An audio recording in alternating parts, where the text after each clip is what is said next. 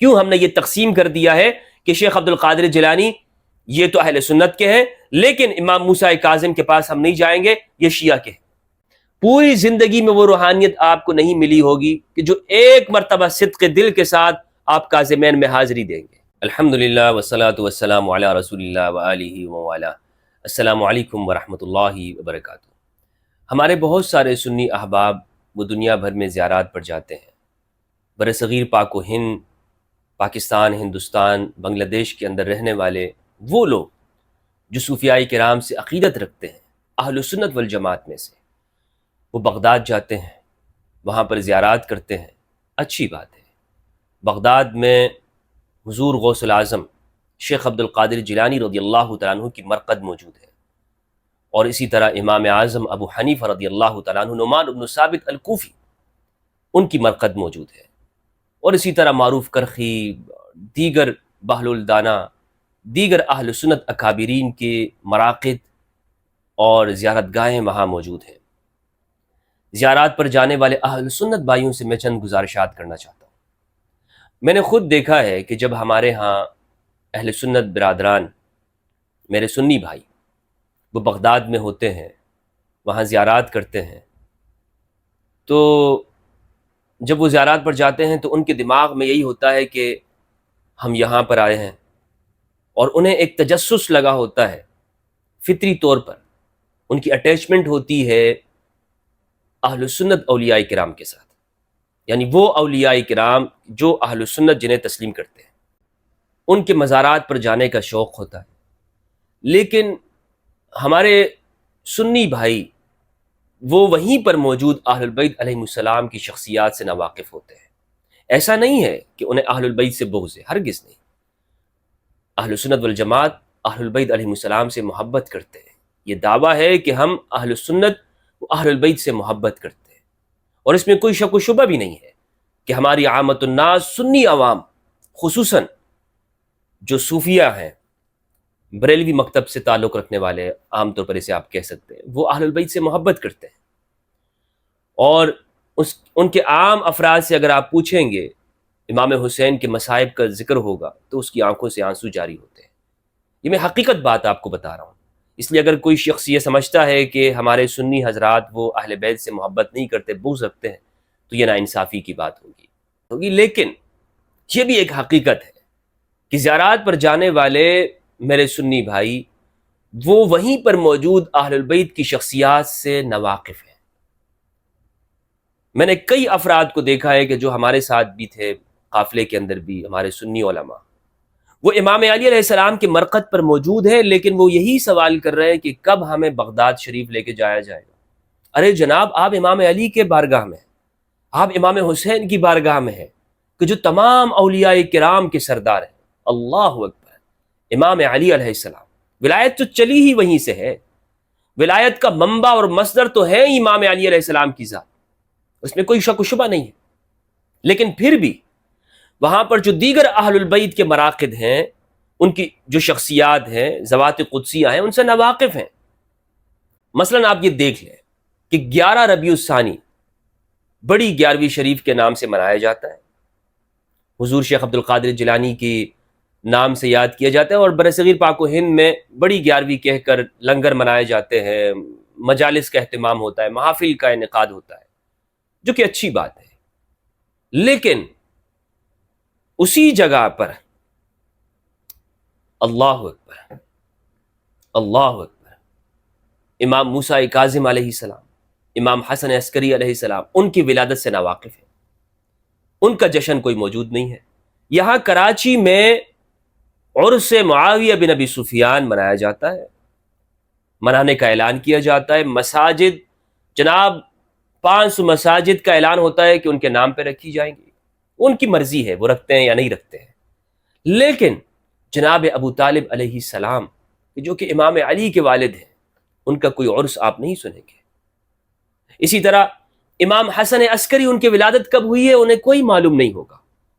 ارے بھائی، امام حسن عسکری علیہ السلام علیہ الرضوان، ان کی ولادت کب ہے، ان کا زمانہ کون سا، یہ تو بتاؤ اپنے نوجوانوں کو۔ میں کس بات کا رونا روتا ہوں، اور کون سی دعوت ہے میری، کون سا ایسا پیغام میں آپ کو سنا رہا ہوں جس پر آپ مجھے یہ کہہ سکتے ہیں کہ میں اہل سنت کی خلاف ورزی کر رہا ہوں، سنیت سے باہر نکل رہا ہوں، اہل سنت پہ تنقید کر رہا ہوں؟ میں یہی تو کہہ رہا ہوں کہ اگر ہم ان اولیاء کے ایام کو یاد رکھتے ہیں، شیخ عبد القادر جیلانی کا ایام ہمیں یاد ہے، ہمیں یہ یاد ہے کہ ان کا مزار کہاں پہ واقع ہے، اور وہاں ہم جا کر قصیدے پڑھتے ہیں، قصیدہ غوثیہ اس کا ورد کرتے ہیں، لیکن ہم اسی بغداد کے اندر کاظمین کیوں نہیں جاتے؟ ہم جوادین کیوں نہیں جاتے؟ ہم تھوڑے سے دور، تھوڑے سے فاصلے پر واقع سامراء میں امام حسن عسکری کے پاس کیوں نہیں جاتے؟ اور تھوڑا سا اور آگے چلے جائیں نجف اشرف، وہاں مولا علی کی بارگاہ میں حاضری کیوں نہیں دیتے؟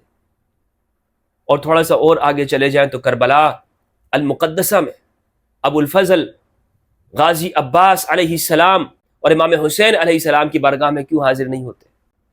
کیوں ہم نے یہ تقسیم کر دیا ہے کہ شیخ عبد القادر جیلانی یہ تو اہل سنت کے ہیں، لیکن امام موسیٰ کاظم کے پاس ہم نہیں جائیں گے، یہ شیعہ کے ہیں، یا وہاں پر جانا ہی تو شیعہ کا کام ہے؟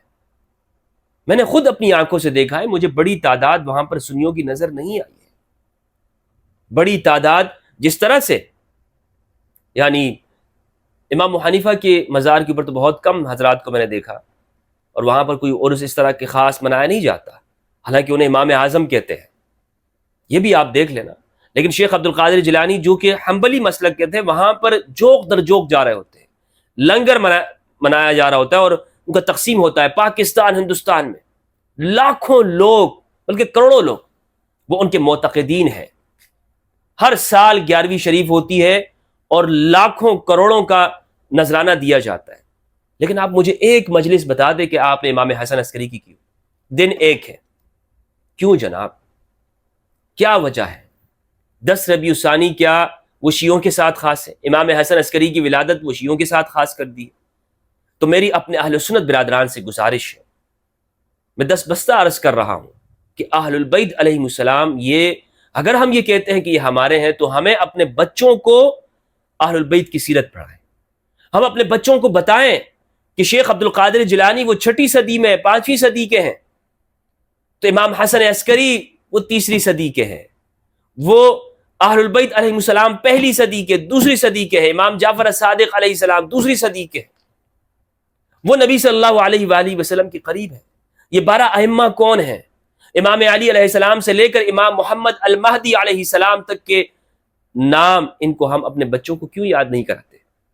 ہمارے بچوں کو فر نام یاد ہونے چاہیے۔ میں نے اپنے بچے کی اسکول کی بک دیکھی تو میں بڑا حیران ہو گیا کہ یہ آخر کیا ماجرا ہے۔ بنیاد سے ہمیں مسئلے کو سمجھنا چاہیے۔ میرے بچے کو اسکول میں بتایا جاتا ہے کہ خلفائے راشدین کے نام یہ ہیں، حضرت ابوبکر رضی اللہ عنہ، حضرت عمر رضی اللہ عنہ، حضرت عثمان رضی اللہ عنہ، امام علی علیہ السلام، حضرت علی رضی اللہ عنہ، اس طرح کر کے بتایا جاتا ہے۔ عشرہ مبشرہ یہ ہیں، لیکن میرے بچوں کو یہ نہیں بتایا جاتا کہ نبی صلی اللہ علیہ وآلہ وسلم کے اہل البیت یہ ہیں۔ میرے بچوں کو یہ نہیں بتایا جاتا کہ امام زین العابدین علیہ السلام کون ہیں، ان کا حلم کیا تھا، ان کو سید سجاد کیوں کہا جاتا ہے۔ امام زین العابدین کی وہ سیرت نہیں بتائی جاتی کہ جب ان کا وصال ہوا تو کندھے کے اوپر نشانات پڑے ہوئے تھے، وجہ معلوم ہوئی کہ اس لیے کہ راتوں میں اپنے کندھے کے اوپر یہ بوریاں رکھتے تھے رسیوں سے باندھ کر، اور لوگوں، یتیموں، بیواؤں، مسکینوں کے گھروں کے سامنے جا کر رکھ دیا کرتے تھے، اور مدینہ کے لوگ بھوکے ہو گئے، یتیم اور بیوائیں جن کا کوئی سہارا نہیں تھا، ان کے گھر کے اندر فاقہ ہو گیا۔ کیوں؟ اس لیے کہ امام زین العابدین علیہ السلام ان کے گھر پر راشن پہنچایا کرتے تھے۔ یہ سیرت کہاں پر ہے؟ ہمارے بچوں کو غازیوں کی، ہمارے بچوں کو ایسے لوگوں کی زندگی پڑھائی جاتی ہے کہ جنہوں نے غیر مذاہب والوں کے اوپر ان کے مندروں کو توڑا، وہ وہاں پہ پہنچے اور بتایا جاتا ہے کہ انہوں نے فلاں فلاں علاقوں کو قبضہ کیا اور اتنے لوگوں کو مسلمان کر دی، اتنے علاقے فتح کیے، لیکن اللہ اکبر، اسی جگہ پر یہ نہیں بتایا جاتا کہ یہاں پر اسلام کیسے آیا ہے۔ اہل البیت علیہ السلام، انہوں نے اسلام کو کس طرح سے قربانیوں کے ساتھ آگے پہنچایا۔ تو میں پوچھنا چاہتا ہوں اپنے اہل سنت سے، آخر کیا وجہ ہے کہ ہم اہل بیت کے ساتھ یہ ظلم رکھے ہوئے ہیں. یاد رکھیے گا، یاد رکھیے گا، ہماری تمام مشکلات آج اس وقت یہ جو امت مسلمہ پٹ رہی ہے دنیا بھر کے اندر، ہم سوچ میں پڑے ہوئے ہیں خدایا یہ کیا ہو رہا ہے ہمارے ساتھ. دنیا بھر کی اقوام وہ ہمارے اوپر ٹوٹ پڑی ہیں. اس کا واحد سبب یہ ہے کہ ہم نے اہل بیت کے ساتھ ان کا حق ادا نہیں کیا. ہمارا فرض بنتا ہے، ہمارے علماء کا، ہمارے دانشور حضرات کا، محققین کا، کہ وہ اہل بیت کی تعلیمات کو نکالیں اور قوم کے سامنے پیش کریں کہ ان کی تعلیمات کیا ہے، تاکہ ہماری زندگی کے اندر تبدیلی آ جائے. تو زیارات عراق پر جانے والوں سے میں گزارش کرنا چاہوں گا کہ اگر آپ عراق جاتے ہیں، بغداد جاتے ہیں، تو تھوڑے سے فاصلے کے اوپر ہی امام موسیٰ کاظم علیہ السلام کا مزار ہے، اہل البیت علیہ السلام کے مراقد ہے، امام زید کا مزار وہاں موجود ہے کوفہ کے احاطے کے اندر. وہاں پہ جائیے اور جوق در جوق جائیے، شوق کے ساتھ جائیے. یقین جانیے کہ جو لطف و سرور آپ حاصل کرنا چاہتے ہیں نا روحانیت کا، بڑے پیر جو روحانیت آپ حاصل کرنا چاہتے ہیں، آپ کی پوری زندگی میں، پوری یہ گارنٹی کے ساتھ میں آپ کو بات کر رہا ہوں، پوری زندگی میں وہ روحانیت آپ کو نہیں ملی ہوگی کہ جو ایک مرتبہ صدق دل کے ساتھ آپ کاظمین میں حاضری دیں گے. وہاں 2 رکعت پڑھیے، اللہ سبحانہ و تعالیٰ کی بارگاہ میں دعا کیجیے اور مراقبہ کیجیے. امام موسیٰ کاظم علیہ السلام، موسیٰ کاظم کو جانتے ہیں آپ کون ہیں؟ جعفر الصادق علیہ السلام کے فرزند ہیں. وہ انشاءاللہ عز و جل وہاں سے آپ کو روحانیت ملے گی. میں گارنٹی کے ساتھ آپ کو یہ بات کر رہا ہوں. پوری زندگی آپ کو وہ روحانیت نہیں ملی ہوگی، لیکن وہاں پر ایک مرتبہ جانے سے انشاءاللہ عز و جل آپ کو وہ روحانیت اور وہ تسکین آپ کی روح کو ملے گی. آپ کہیں گے کہ وہ ہے کہ میری پیدائش ابھی ہوئی ہے، وہ ہے کہ میں ابھی اس دنیا میں آیا ہوں. یہ میری آپ سے گزارش تھی. اللہ سبحانہ و تعالیٰ سے دعا ہے کہ پروردگار ہم سب کو قرآن مجید میں تدبر کرنے اور ہمارے قلوب کو، دل و دماغ کو اہل البیت کی تعلیمات سے معطر فرما دے. یہ شیعہ سنی کی تعلیمات نہیں ہے، یہ انسانیت کی، اسلام کی، دین حق کی تعلیمات ہے، دین حق کی تعلیمات ہے. السلام علیکم ورحمۃ اللہ وبرکاتہ.